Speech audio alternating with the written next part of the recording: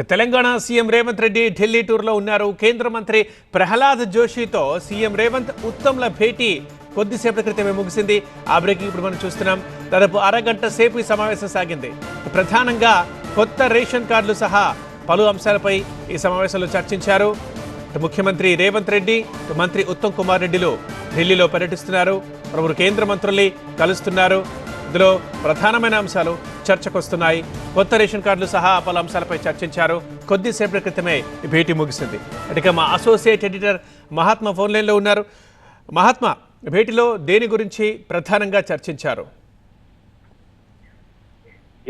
కేంద్ర consumer affairs, food and public distribution కి శాఖకి చెందిన మంత్రి ప్రహ్లాద్ జోషి తోటి ఇద్దరు నేతలు కలిశారు. సీఎం రేవంత్ రెడ్డి, అలాగే రాష్ట్రంలో పౌర సరఫరాల శాఖ మంత్రిగా కూడా ఉన్న ఉత్తమ్ కుమార్ రెడ్డి, ఇద్దరు నేతలు కలిసి ఈ కొత్త రేషన్ కార్డుల పంపిణీతో పాటుగా ఈ పౌర సరఫరాల శాఖకు సంబంధించి మరికొన్ని ఇతర అంశాల గురించి చర్చించినట్టుగా తెలుస్తుంది. రీసెంట్ గా ఈ ప్రభుత్వం కొత్త రేషన్ కార్డులు జారీ చేయాలని చెప్పి నిర్ణయించిన విషయం తెలిసిందే. అందుకోసం అప్లికేషన్లను కూడా ఆహ్వానించింది. చాలా మంది ఇప్పటికే లక్షల సంఖ్యలో దరఖాస్తులు చేసుకున్నారు.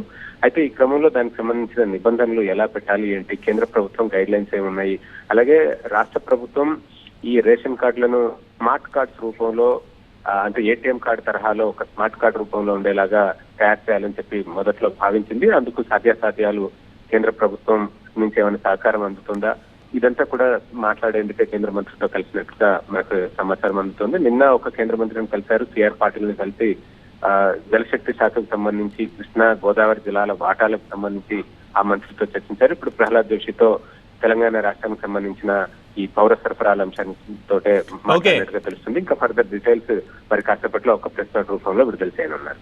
రైట్ మహాత్మా.